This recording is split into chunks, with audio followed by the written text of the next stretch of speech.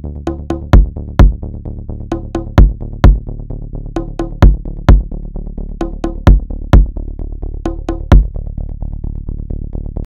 a man be bigger than a club? Can a man be bigger than its institution? You might say no. But Arsene Wenger is not a regular man. I believe Arsene Wenger is immortal. I believe perhaps he's an alien. Speaking of which, if I ever saw an alien in real life, I wouldn't want to meet them unless I had a nuclear warhead. 2 years. 2 years. This is shocking in so many different ways, and I want to break this down. And also, I'm going to tweet out an article because, again, I'm getting back to writing the blogs, and I've written a pretty lengthy article about this, dissecting this, in much more detail. But it's just me, sort of giving you the video form, the more truncated form in spoken word. By Wenger doing this, he proved that he is actually, in fact, bigger than the club, a club that existed before him, and a club that will exist after him. Because I want to look at both sides of the argument here. So before I go into the obvious side of why this is wrong and this actually harms Arsenal, let's play devil's advocate. Arsene Wenger is a good coach. He's a good coach, and he proved that by how many times Arsenal have finished in the top four. He proved that by the 2 times he's won the double. He proved that by getting to the Champions League final in 2006. He proved that despite a bad season, he was able to completely outplay a team who won 30 games a season by winning the FA Cup. And when Arsenal are on it, they are one of the best teams in the Premier League, and they are guys who can win a league title. So in Wenger's defense, he will say, look at what I did. Look at what can happen when we play well. We are quality, and we showed our quality by that FA Cup win over Chelsea. That's about as far as I can get my devil's advocate arguments, because again, it's about looking at the bigger picture here. This isn't 2005 or 2006. This is 2017. And this is the most competitive the Premier League has ever been. And it is only going to get much more competitive. The Premier League has never been as tough as it has been this time. And when you sign a contract extension, there has to be an argument to say, this is what I'm going to do to move the club forward. This is why we're going to be competitive next season. And for Wenger, where is the argument? I don't understand where the argument is. Because the reality of the situation is this. You're not in Europe, the elite competition. Your star player, your best player is Alexis Sanchez. Do you really feel Alexis Sanchez is going to remain at the club with no Champions League football? If Alexis Sanchez does leave, do you have the clout to, first of all, are you willing to pay the money to replace an Alexis Sanchez? Beyond that, do you have the ability to attract a player who cannot be playing in Champions League football to your club?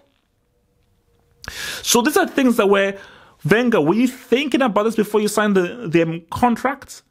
And then we look at Stan Kroenke, David Dean, and the people that own Arsenal. Now, here's the little tidbit here. There's just a little gem that half up will actually drop in for you. They're not actually the owners. Wenger is the owner of Arsenal.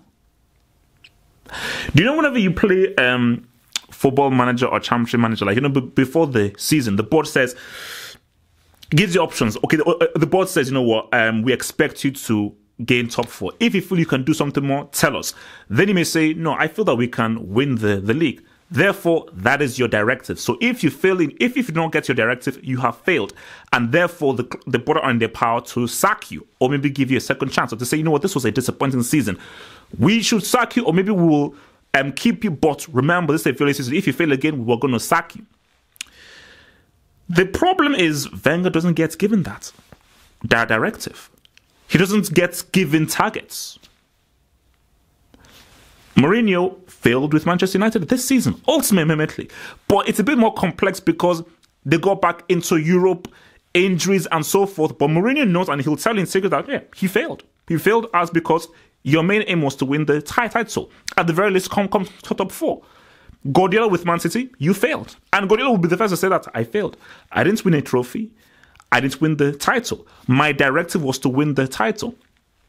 The thing here, and this goes to Wenger signing that contract, is Wenger, he makes the targets.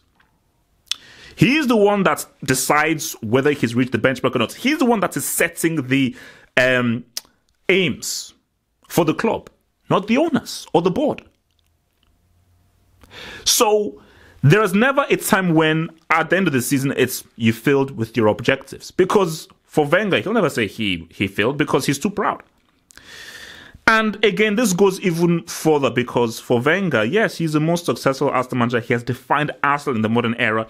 And you can say that he is pretty much responsible for Arsenal's brand and their global brand internationally, based on the kind of success that he has brought and how he's defined the whole team. But to go back to the statements that I make here, no individual is bigger than the club. This club existed before Wenger. This club will continue to exist long after he has gone, if the earth is still turning around. And what this showed, because the thing here is that I don't think there was that much discussion. I was saying this was actually agreed months before, because the people who own it, and especially Stan Kroenke, he's a businessman. He doesn't care about football. All he knows is that, are we still making a profit? That's fine. It doesn't matter about league titles or anything, because all he knows is that, my gosh, this is a cash cow. People are still buying the season tickets. People are still buying the merchandise. Who gives a damn whether we win a league title or not? All that matters is, am I making money? That is all he cares about. He doesn't care about making the club competitive. Whereas the Man City owners, the United owners, Abramovich, they're like, no, I want to win. Because people say, oh, Abramovich, he cares about money. No, Abramovich, that's why he sacks so many managers, because it's like, no, you have to win me a title. I want a title. But for Arsenal, it's not that. So Arsenal has nobody above him saying, I want you to win a title, which is something that Usmanov may do. So, moving forward for Arsenal, this is bad for Arsenal, because I don't see how Arsenal competes. Jurgen Klopp is a better coach than Wenger.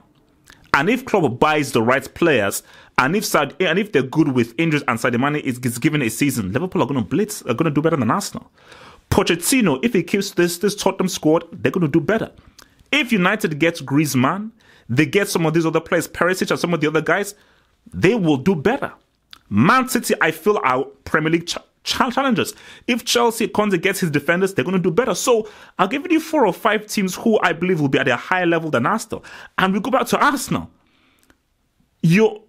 Apparently, they've been given 100 million to spend, but Wenger is not going to spend 70 million on a player. Mourinho will. Guardiola will. Because Mourinho and Guardiola, they don't care how much it is. They will spend, because for Wenger, he's got to, and I think this is the crux of the problem. I admire Wenger's philosophy. I'm not going to spend 80 million on a player. I'm not going to give a player like 300, 400,000 pounds a week. I'm going to do things the proper way. I'm going to bring in guys through the youth academy like Europe Holding, and I'm going to pretty much stay within budget, which is what the owners love. And the issue here is that he's like, look, we only missed top 4 by 1 point, and we didn't spend as much as Liverpool, and we only missed it by 1 point. But that's not how it works. It's about winning. It's about winning the title. Okay? You didn't win the Premier League title. And this, Arsenal are not Tottenham. They're not Everton. These are the team of the Invincibles. This is the team that gave us perhaps one of the greatest players ever in the Premier League in Thierry Henry. So your benchmark has to be different. But Wenger has changed it, and that is the criminal. That's the crime. Wenger has defined what's the benchmark and what the targets are, and that is wrong. It should be the owners, and it should be their directors, and any worthwhile owner of Arsenal should be like, we were the Invincibles. We've won Premier League titles.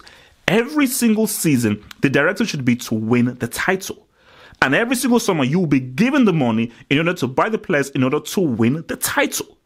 And every season that you don't win the title is considered a failure. And the issue is that for Wenger, all the seasons where they've not won the title, it's not been a failure. And for Kroenke, they've not seen it as a failure. They've seen it as a success because they've been in profit. And that's the issue. Wenger is bigger than the club. The fans, all the people that actually make the club what it is, one man, one individual says that I am much more powerful than you. And this is where the fans have to rise up and have to say, wait a minute, Wenger, we respect what you've done. You've been amazing. But Arsenal Football Club means more than you. It's older than you. And you can't be bigger than it.